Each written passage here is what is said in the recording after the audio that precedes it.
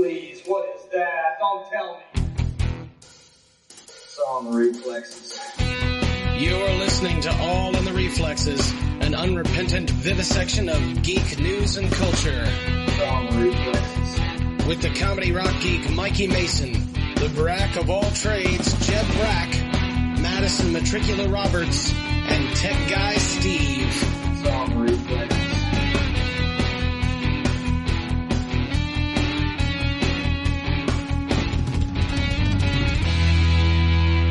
I know, there's a problem with your face. Hello and welcome to All in the Reflexes. I'm Jeb Brack. I'm Madison Metricula Roberts. And this is Tech Guy Steve. Oh my gosh. So, y'all, through my sheer force of will, since about December, I've been trying to make one of my projects, the Social Justice Bards, become a reality. That is the best name. I love that name. Thank you. Yeah, we're all nerdy musicians, storytellers, and we even have a geek life coach, a geek-focused life coach among our ranks.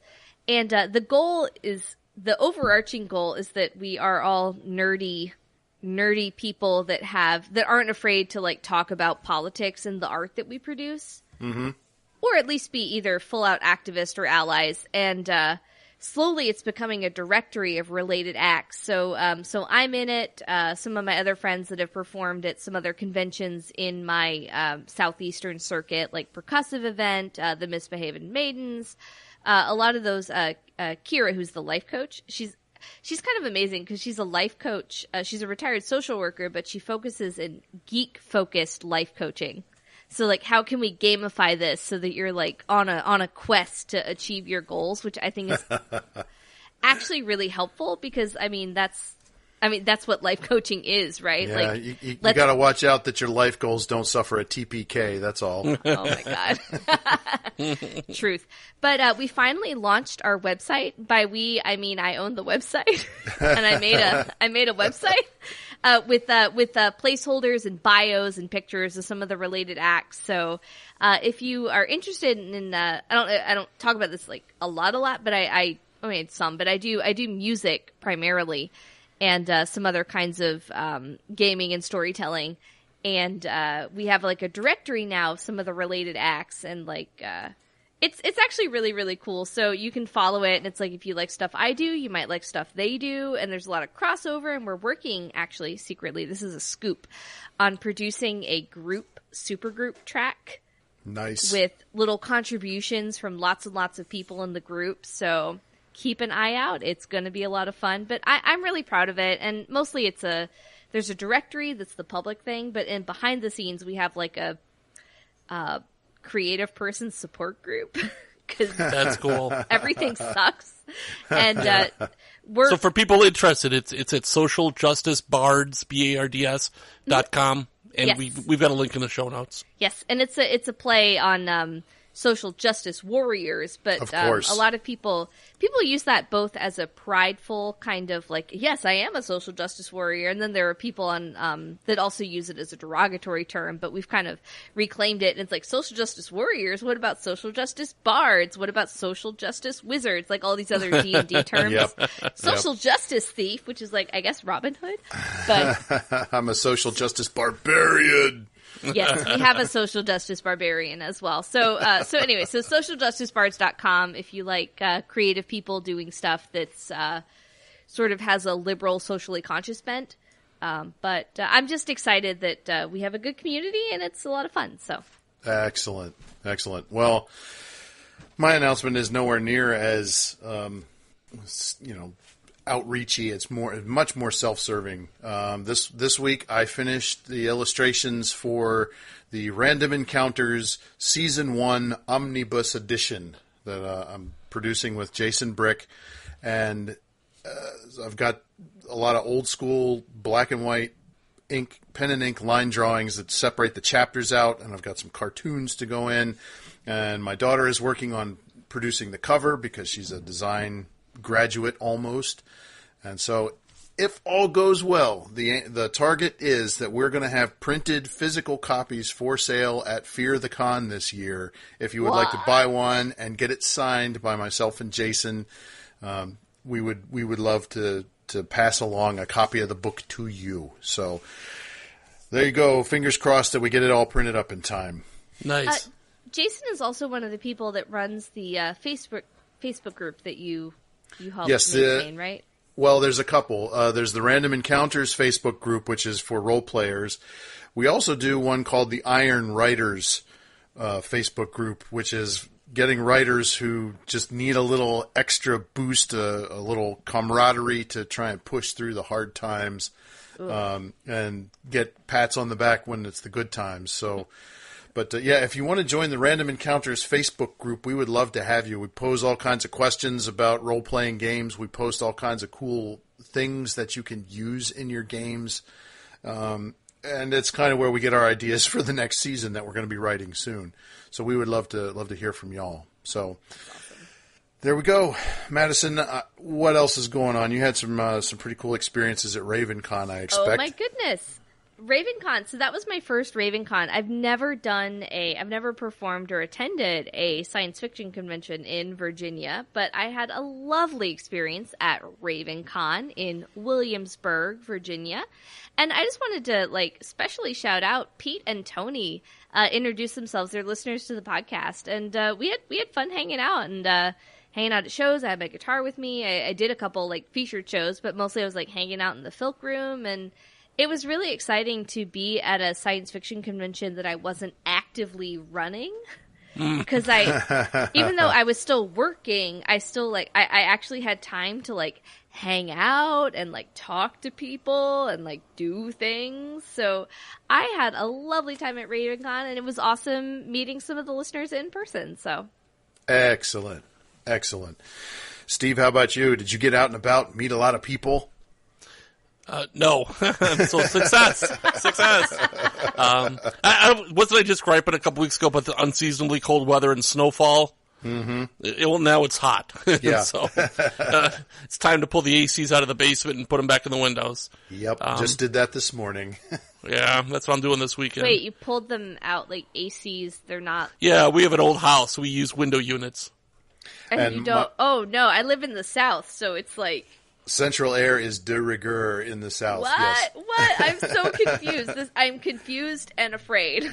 Well, we have central air as well, but my wife's office is an add-on room that got no air conditioning, and so we have a window unit for her just to keep that comfortable. What, you live in Ohio? Yep, it's true. Well, it's an old house, and the air circulation is really bad. So you'll have one room. Same thing. This frosty. It's like a 125-year-old house. Yeah. So there's no central forced air. New England is weird as hell. Yeah, but, we had central air in Michigan, and it was wonderful. But anyways, Lisa and I started watching Westworld. Season 2 is back. And we kind of had to catch up. So it's been, almost a year or something. So there's a good YouTube video that I had found where they kind of give you the whole rundown in 15 minutes. So first we watched that, and then we watched the season 1, episode 10, how it ended, and then we started watching season 2, episode 1. Because there's a lot going on, and it's easy to forget some of the details, and they deliberately obscure stuff with split timelines and memories that are hallucinations and all this other crazy stuff. Oh yeah, it's pretty brutal. Yeah, so it's not like an obvious linear plot, but it's still really fascinating. So cool. Westworld, robots rise. Well, let's get on to some news, shall we? And now for some more bad news. Ready? In the last couple weeks, there's been some notable passing. Vern Troyer, also known as Mini-Me in the Austin Powers film, died at only 49. He was hospitalized after emergency responders found him in his home, and eventually he passed. The other one that's unfortunately very young was Avicii. That's his a Swedish DJ, Grammy nominated. He's known for a lot of number one hits, a lot of the electronic dance music stuff. Only dead at 28. Unfortunately, it looks like alcohol and drugs did a number on his body, and then alcohol abuse is what directly led to his passing. I mean, there's speculation that it was an outright suicide, unfortunately. Oh, really? Yeah. So Avicii, I care a lot about Avicii. I actually really, really like EDM. And when my husband and I were first dating, Avicii's Levels was one of the big hits. Mm-hmm. Like, it was in, like, that 2014, 2013 era. So it's like, and like, I have like a track of, like, Penguin before it became Night whatever. And it was just like, man, like, those kinds of, like, just truly a gifted melodic producer. Yeah. You know, and it's a shame. I mean, anytime anyone dies young, it's really, really sad, but... it is. Yeah. Yeah. Well, and in direct contrast, we have Bob Duro, who passed at the age of 94. Of course, he was the writer of all the Schoolhouse Rock songs and singer on many of them, and he brought a lot of his jazz friends in to sing the other ones. He got his start as a jazz performer in the 50s and 60s, but during the 70s he was actually working at an ad agency to make ends meet, and his boss asked him to set the multiplication tables to music. And so the first one that he wrote was 3 is a magic number. Yeah, it is. And then he went on to write all the Schoolhouse Rock songs from there. And oh, man. Is the soundtrack of the 70s and the 80s Saturday morning cartoons, man. I have them all on DVD. We have the Schoolhouse Rocks CD where it's covered by all kinds of different bands. If you've never listened to Bob Duro's jazz music, he is so much fun to listen to. Get one of his jazz albums, and they are many, and you won't regret it. It's great, smooth, cool jazz. You know, just imagine that voice doing jazz standards. It's great. That's cool. So I can still remember. I remember being in. So I'm in my low 30s right now. So like when I was in high school, that was early 2000s. But like even then, Schoolhouse Rock was so influential. It's like I can still sing the preamble to the United States Constitution because of that show. You know, and it's like it's multi-generational. You know.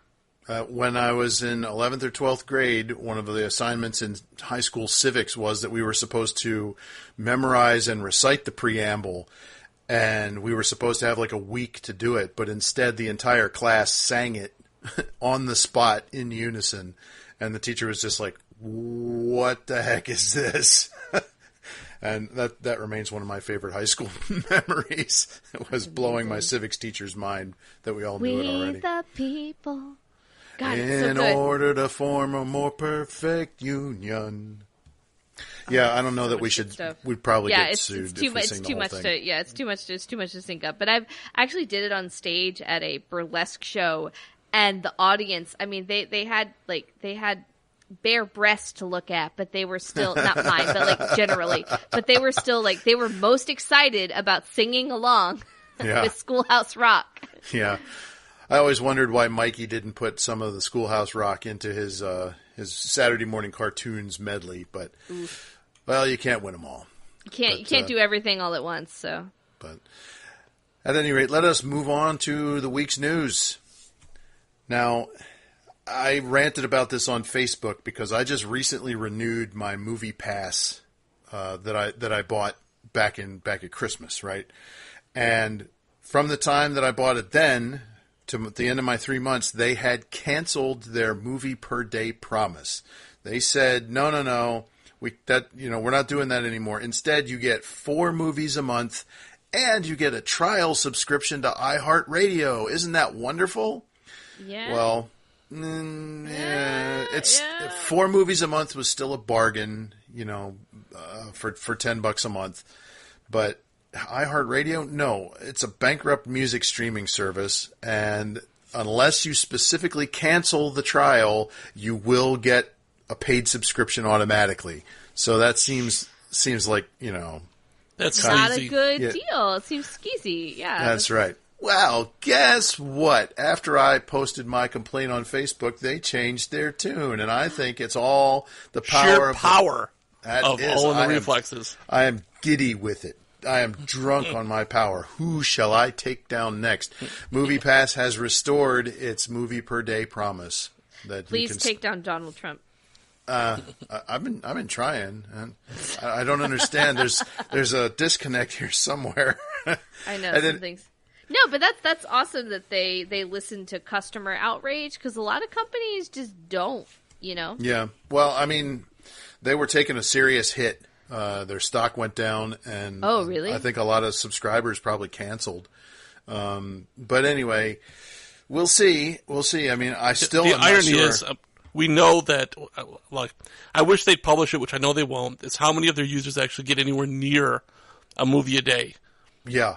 Oh, I'm sure. Like, I bet you something 80 or 90% are less than 3 a month. Guaranteed. Oh, I'm sure there are plenty that are 1 a month. Yeah. Yeah. Yeah. And but it's still not really a sustainable model, in my opinion. No. I mean, I know they're gathering data and trying to sell it, but it's hard to see that this is going to continue. But as long as it is, I'm riding that wave. Went to see the Amy Schumer movie. I Feel Pretty. Loved that. I thought that was delightful. Of course, Infinity War and Isle of Dogs was on that. So we've been to see a bunch of movies. Oh, Rampage. Went to see Rampage. Does that have The Rock? Yes, it does. Yes, it does. And it's let's talk about it during Problem. But yeah, so I'm still getting my money's worth out of it. But I am, again, nowhere near a movie a day. I do not have the constitution or the time for that. I am getting overwhelmed with The Rock in the Jungle movies. That's right, Jumanji. He was in the Jumanji reboot. Anyway, just throwing that out there. As long as he's still doing funny stuff, we'll go to see it. Speaking of funny stuff, so have either one of you watched the new Lost in Space on Netflix? Watched the first episode, but have not returned to it yet. Oh, okay. I don't mind spoilers. Okay. I thought the first 2 episodes were tediously slow, and it definitely picks up in the third. And so much peril. Oh my God. Yeah. It's like they couldn't be anywhere without there being another peril piled on top. Yep. The reason why it's enough, because I believe the first episode they introduced the robot. Yes, at the end of the first episode, yep. Sexy robot. What? So apparently that became a big thing on Twitter, and a bunch of people began tweeting to and DMing Netflix. The Lost in Space robot is sexy. You guys are just cowards. Okay, I'm not the only one who was a boner for the robot in Lost in Space, am I? I finally realized I got a problem when I ended up falling for that hot Lost in Space robot. And it goes These on. These are my people. Oh my God! It tapped an untapped wellspring. That's amazing. Yeah, if you think it was bad on Twitter, y'all should have seen Tumblr. Yeah, so robosexuals. And then Netflix's funny response is, "Get these damn robot thirsting children off my lawn." Oh, we are so thirsty for the robot. Swivels those mechanical hips, man. Oh, baby. It's the smoldering eyes in the faceplate. Yeah, for what it's worth, I thought it was a fantastic special effect. It's a good creature design for sure on that robot. Yep. And it's not all CGI. I guess there is a dude in a suit, and they use CGI to enhance it. So. Oh, good for them. Oh well, he's got a con career. Yes, the sexy in the robot. Suit. Yeah, that's right. Talking about maybe preferences for things. So there's a game just released, BattleTech. The new BattleTech game is it's kind of a big budget strategy game. But the cool thing is that, and it's mech based, which is our robot tie-in here. But the coolest thing is that a lot of games, like a lot of RPGs, allow you to do character customization. So you're able to pick a male or female character and customize with a wide range of sliders. But the cool thing about this game is it incorporates that kind of character customization on a spectrum, but the cool thing is that it allows you to, there's a second toggle that allows you to pick your character pronouns. So usually it's so cool. In game design, usually you can pick a male or female character and then you design them and then it refers to you with male or female pronouns. But this is really cool because it separates the visual character design from the pronoun toggle. So you can do one that looks typically male, but refer to it by any program that you would, or any pronoun that you would want. Yeah, absolutely. Whether you're a kind of a gender neutral, you can use she, he, or they pronouns.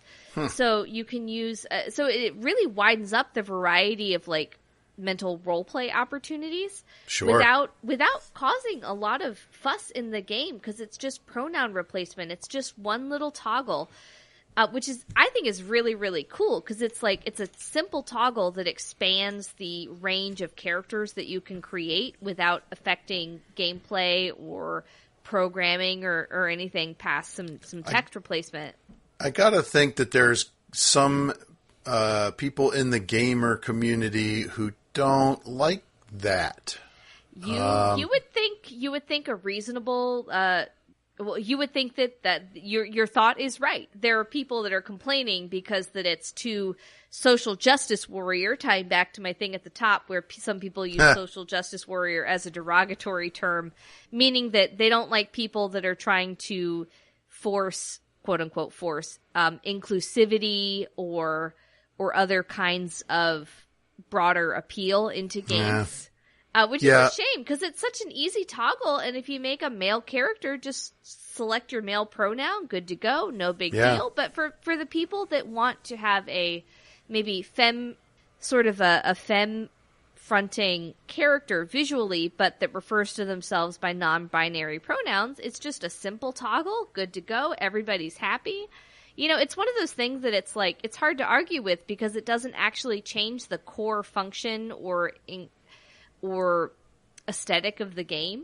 Sure. Because you're already customizing a character, you know? It just opens it up to a broader range of character concepts and makes it feel more welcoming to a broader array of gamers. Yeah, and it doesn't matter in the, like, function of the game. It's that's right. It's just nice. Oh, I'm sorry. You chose a gender-neutral pronoun, so your mech will not have miniguns. It's just...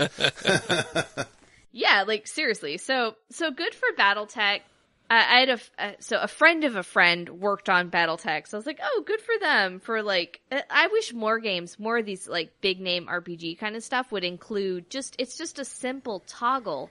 You know, it's like you just pick your pronoun as part of character creation. No big deal. If people are confused about it, they're like, but I'm playing a boy. So they just pick he and no big deal, you know? Yeah. Right. Well, once one leads the way, as you know, then I think that others are going to follow along. So I hope so. So it's so easy and it's so inconsequential in the function of the game. I hope that more games include that.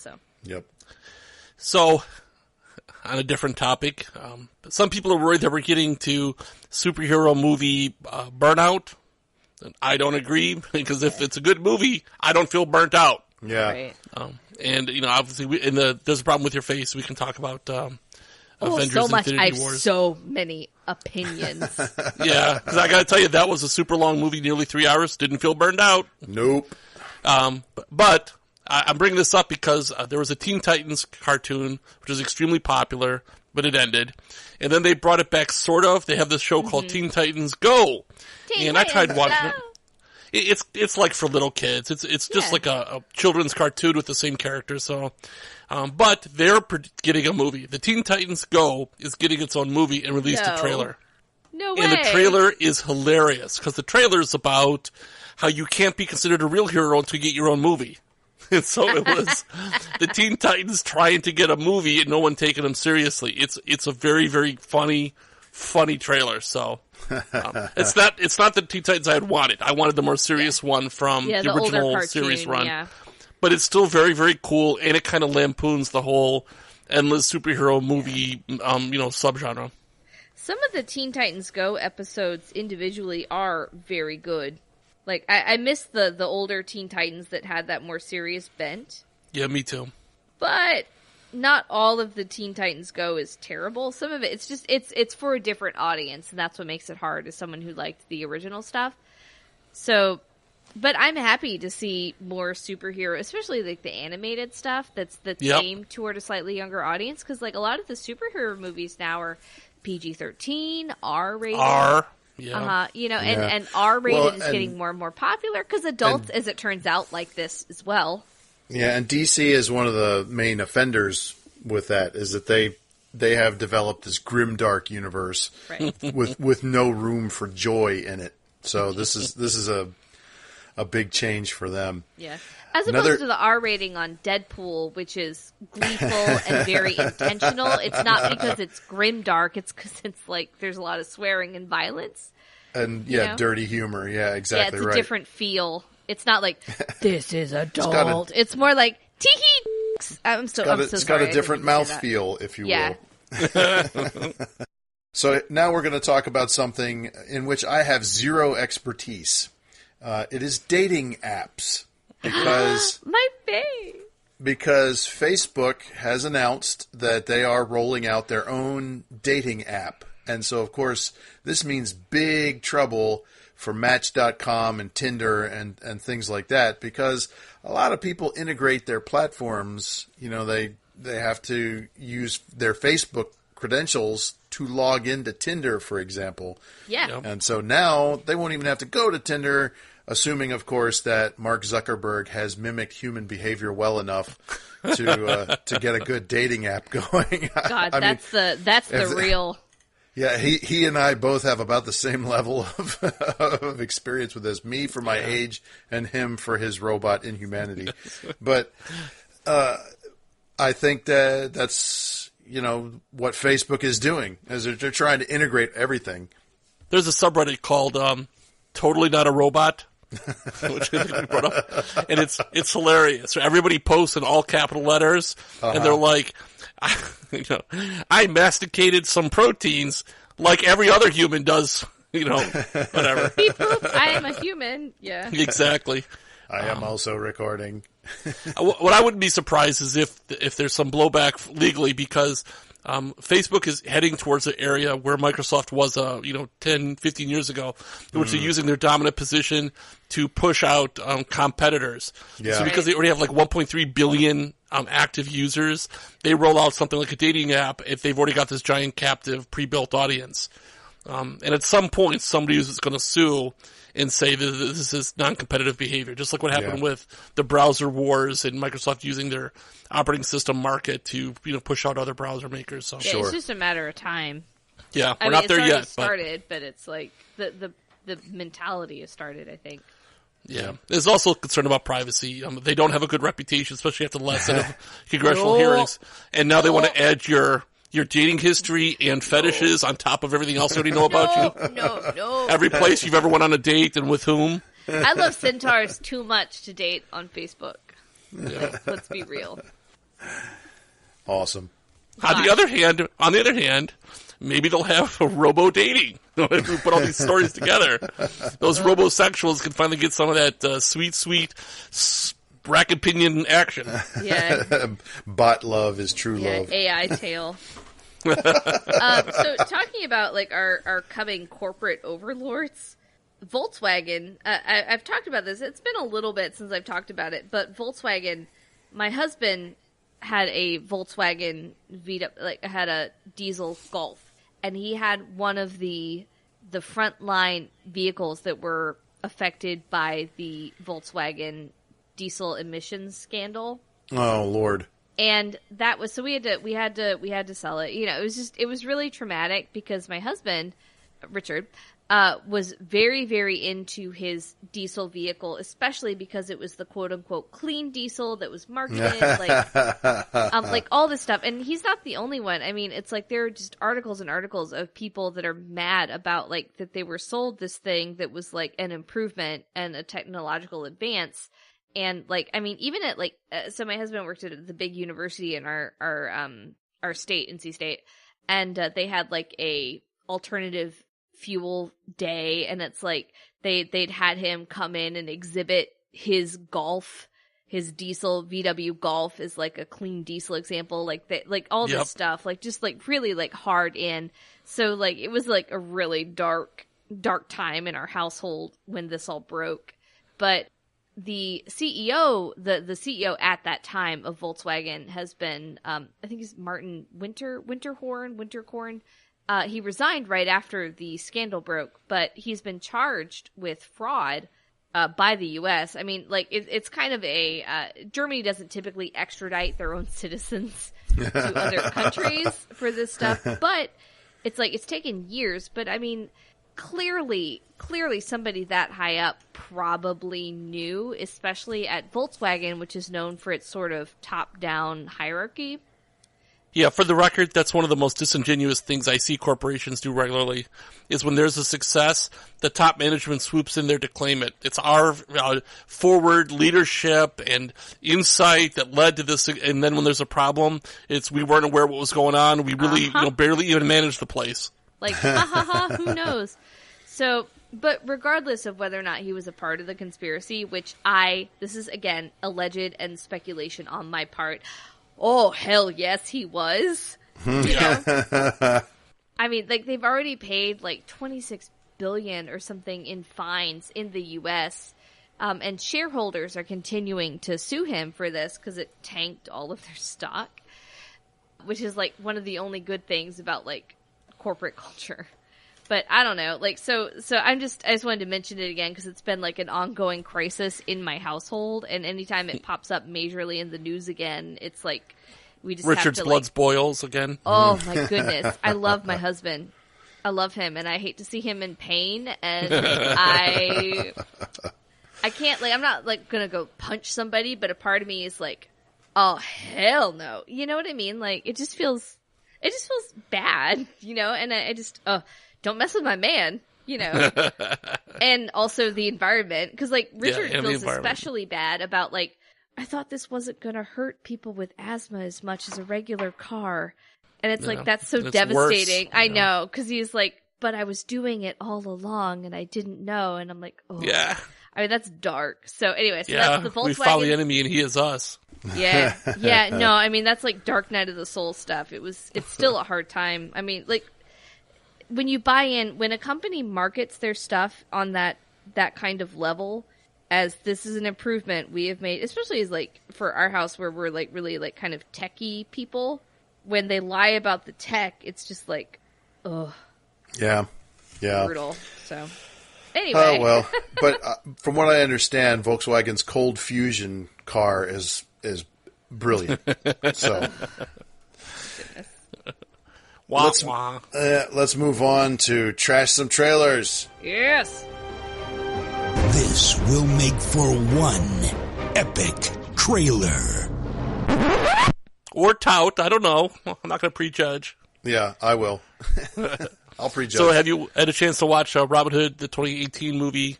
Yep, I sure did. And now we're not talking about Robin Hood 2010 with Russell Crowe. And we're not talking Robin Hood, Prince of Thieves, 1991. Kevin Costner. And we're not talking Errol Flynn, Robin Hood, or any other Robin Hood at all. This is a brand new Robin Hood, and it looks awful. Yeah, it does. It's just terrible. The aesthetic reminded me a lot of the King Arthur Legend of the Sword that came out last year. Lots of explosions. I'm not saying it's the same people, but the aesthetic. Yeah, lots of explosions and lots of you know, incredible CGI stunts. It looked, and Taron Egerton is playing Robin Hood in this one. He was, of course, in Kingsman, and it looks like they grafted that onto the Robin Hood legend. And you know, okay, neat take on it. Okay, I guess, but. No, this just looks like Hollywood getting everything wrong about fantasy and again. Yeah. And what people care about if they want to go see a Robin Hood movie. Right. Yeah. That's it. This is, well, again, it's only a trailer, so take it for what it is, but it looked like another superhero. So he's Robin Hood, the superhero. Yeah. Crazy masked vigilante striking out against the nobility. And some of that is in the original story. But do you know what else is in the original story? A beautiful love story with Maid Marian. Or adventure. The merry men and the social politics around why they were stealing and the corrupt sheriff. And somehow I bet you a lot of that stuff's going to be dropped or heavily modified. Yeah, I wouldn't be a bit surprised. And then the other trailer that came out is the official trailer for Venom. Which I did see this trailer. Yeah, and what did you think, Madison? Starring Tom Hardy as the titular character. I didn't recognize anybody else in it, but I don't love. Okay, so as me as someone who's not like a super Venom or Spider-Man fan. So I've heard a lot of people complain, like, how can you have a Venom movie without Spider-Man? And I'm like, well, whatever, because I don't care. I frankly, after seeing Spider-Man 3 with Tobey Maguire, or whichever one that was, I'm actually okay with a Venom movie that's not attached to Spider-Man. So am I, and my understanding is that they've done similar things in the comics. I don't follow all of them, but they've had whole, like, a Venom verse and all this anti-Venom and all this other stuff. So. I mean, I don't... Venom. I want to be clear. I know. Oh my god. I want to be clear. I don't care about Venom, but I kind of like it. They want... I feel like they want Venom to be like a Punisher figure. Yes, really an anti-hero hard. for the Yeah. story. It also has to do with intellectual rights. I believe they sold the rights or leased them or however that works to Disney so that they could include Spider-Man in the Avengers movies. And so they have to use the IP that they have left. Sure. Again, that's part of my understanding. I'm sure it's imperfect. Well, but I believe that's why they have a Venom but not a Spider-Man, because they've already leased those rights back to Disney. Part of the thing was that this is a Sony picture, but in cooperation with Marvel. Right. Okay. So there's some dealing going on there. Back and forth. I think exactly like you're talking about, so that they could... so there may be an appearance by Spider-Man, but I don't. Obviously, looking at the trailer, he's nowhere in it. So It's like, it's please entirely no, possible. Spider-Man. Just run with what you have. Yeah. If you had told me the story, I would have said I have no interest. But then I saw the trailer and I like Tom Hardy. Yeah. And I kind of like the gritty take they're having on it. The anti-hero, almost horror elements. Mm-hmm. Whatever. I'm interested in it. Strong body horror elements. Yes. For sure. Yeah. Yep. So let's... I probably won't go see it in theaters, but I would absolutely watch it if Richard watched it on Netflix or something. Which is actually pretty good for me, because I usually leave the room if I don't care. So that's like already a solid, like, B from me, Well, so those are the movies that have yet to come out. But, Jeb, have you had a chance to review a movie that has long since come out? This is your review? Well, you're late. We're going back almost 40 years, people. 40 years to a summer proto-sex comedy about summer camp counselors starring Bill Murray. Yes, it's 1979's Meatballs. You guys have to have seen Meatballs, right? Decades ago. I don't remember very much about it. Never in my short life. By short, I'm 35, but I mean, Oh my God. Okay, it's on Amazon Prime streaming if you want to see this. It's only like an hour and a half, so it's not a big commitment of your time. This was a product of its time, people, so we gotta view it in that light. So content warning right off the bat. There is, in fact, some content warning. Bill Murray's character, who is, the hero of the movie, because he's just the super cool, wisecracking, joke-doing, head counselor at Camp North Star. He's also kind of cringy in the way he deals with women. He's courting the female head counselor, Roxanne, and there's actually a scene where they're alone in an office, and he is straight up sexually assaulting her because she's saying, no, leave me alone. He's lying on top of her and won't leave her alone. And I'm just like, oh, no. It doesn't age well. That part, no, it absolutely doesn't. But there's no gratuitous nudity in this thing. It's not like, the women are scantily clad because they're, in the summer camp. It's the early 80s or 70s. Yeah, that's right. But also, the women do get to give it back to the men. They're not just objects in this movie. And then one of the main storylines is that Bill Murray's character is kind of counseling this kid who's got no friends at the camp, and he wants to run away and stuff like that. And so he takes the kid under his wing, and that's great and everything, and he's helping the kid find confidence. But there's a lot of scenes where the two of them are alone in Bill Murray's cabin, and that's how the kid is spending his time. And it's like, woo, that's. I mean, I know that this is all above board, but no, that would never be permitted to happen. That said, despite that, this movie holds up pretty well. Bill Murray is still awfully funny. A lot of the situations are pretty funny. We watched it with my 18-year-old because she's going to be a summer camp counselor this year. She laughed a lot. She thought it was really funny. And I'm sure it's still funny. It can be problematic, but still very funny. Well, yeah, exactly. And then the story of Rudy, the young boy who is learning some confidence, and Bill Murray's trying to help him make friends and stuff like that. It's actually kind of a sweet storyline. Sure. If you just look at it as he's a summer camp counselor, and this kid has no friends. He's helping him find his niche in the world. As long as you believe that, then it's sweet and funny as it always was. So if you haven't seen Meatballs, it's worth it. It totally is worth it. And then you can decide, oh man, what a piece of crap, and totally put it out of your mind forever if you want. But it's one of Bill Murray's first starring roles, so it's definitely worth a look. There's a historical significance there. I mean, absolutely. Steve, how about you? You watch any weird anime this week? スティーブはとってもくだらない人でアニメを見るんです。What weird anime is Steve watching this week? It's been a couple of weeks since we recorded, and I finished several entire series. Wow. I'll mention two, and I can highly recommend both. The first one is called Violet Evergarden.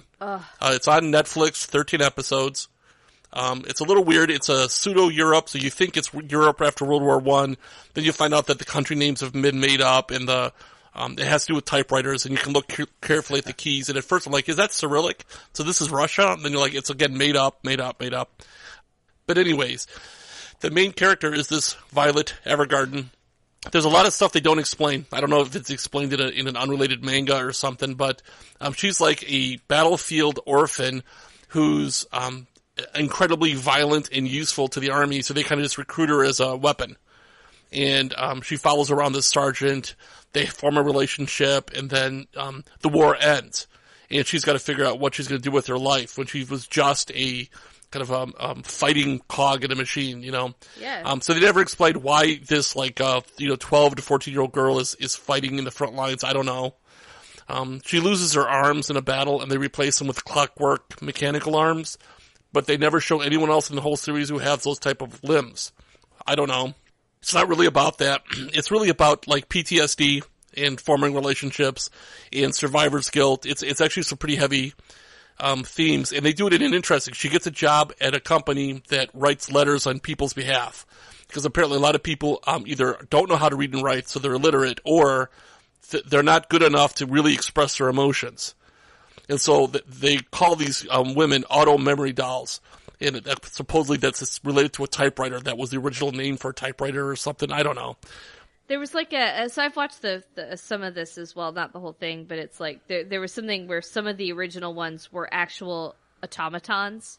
Oh, okay, yeah. And then some of the people that have become auto memory, that just became a generic term for anyone who does this work, whether they're real or not. It is more than a transcriptionist, because part of their job is to really listen to what the person is trying to communicate. They're therapists. And then wording it so that they can get can communicate what they really feel as opposed to what they say. Right. And so, of course, in the beginning, because she's so damaged, she writes these super brief, like military-style updates, and people get in trouble for it. And then she kind of has to learn to interpret through her humanity. I'm telling you, it is not at all what I expected. It is beautifully done. Her growth over the span of the series, it's just really, really well done. I highly recommend it.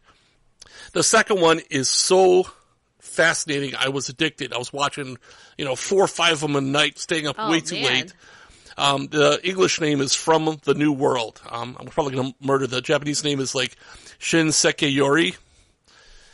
It's on Crunchyroll or VRV. It's 25 episodes, and it's a complete series. It's all mystery and kind of existential horror. So it starts with like these children graduating from elementary school to middle school in a very prosaic agrarian village in Japan, and everything is peaceful. But there's these weird undercurrents, like what happens to the kids who don't make the cut and don't get to go on to the next school? Why do some of their friends disappear and nobody ever discusses them as if they never existed? Oh boy! And you begin to see, there's things are not as they are presented.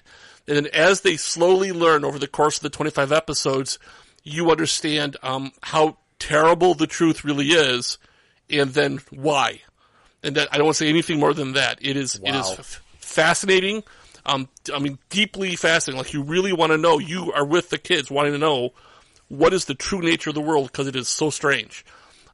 And it's when you're done with it, it's disturbing. It's like, wow, that is, yeah, it's not going to leave you anytime soon. So both of these series are wonderful, but the second one is really gotcha. But what you're saying is that it answers those questions with an answer that actually is meaningful. Yes, 100%. It doesn't just leave them unanswered. Because almost every episode or every series that you watch, you say, there's a lot of questions that this doesn't answer about the world, where it's just, I don't know why this child soldier has these limbs and nobody else does. Yeah, exactly. Yeah, this one they tell you, and what's more is, again, because of I'm like, when you get to the end of it, I think you'd be hard pressed to come up with a better solution. So like the way things are managed is, objectively horrific. On the other hand, everything is done for a very specific reason, and that's why it evolved this way. Wow. And so you have to like, could I really do better? Would I really personally know how to do things, quote unquote, morally right? And I don't know what to tell you. That's why you're going to be thinking about it long after you see it. Awesome. Well, it's been a long episode because we've been away for a couple of weeks. I know. I'm just so excited to talk to y'all. It's always fun. Yes, indeed. Yes, indeed. So we are about to head over to "There's a Problem with Your Face." Oh, Infinity War spoilers. Yes, where we're gonna talk Infinity Wars, and by the time this comes out, you should have seen the movie, people. I mean, that's just all there is to it. But if you want to listen to that or join in on that conversation, one way you could do that is by becoming a donor to our Patreon. And we have many great donors. Do we want to do some shout outs here? Yeah, these are the people who make This Problem with Your Face possible by helping pay for the hosting fees. David Havelka, thank you very much. I appreciate it. We also have Jason Youngberg, a long-term subscriber. Thank you very much. The Charlotte Geeks, I think that's people who specifically, we've done shout-outs for the Charlotte Geeks when they have their convention, and they in turn help support us. Thank you. They're amazing. Brad Stoppenhagen and Christina Wald, they're Cincinnati donors who I know personally, and thanks so much, guys. We really appreciate it. And it's not a ton of money. They're only giving a couple of bucks a month is all that it takes to get the extra content, but it means an awful lot to us. Such a huge difference. Also have Dan Simons and Tony Caladonna. Thank you very much. Also very good to meet Tony at RavenCon. Yeah, and last but not least, thank you very much, Sean Nicholson. We really appreciate your support. So if you would like to become a donor, it's as little as $1 a month. Steve, where can they find that? We tell everybody to go to our website, aitrpodcast.com. We have show notes with links to all the media that we mentioned, including the games when Madison does a review for you. And we've got links to our social media like Twitter and Facebook, and, of course, Patreon, where on Patreon for as little as $1 a month, you get twice the content, and you get kind of the behind the scenes and, unhinged swearing, craziness, and me being very mad about things. Yeah, unbridled passion about stuff that we love, and the whole shot. So, we hope that you will see clear to throwing us a few beans every month, and come on and join us over on There's a Problem with Your Face. Until then, I'm Jeb Brack. I'm Madison Metricula Roberts. And this was Tech Guy Steve. And we'll talk to you next time.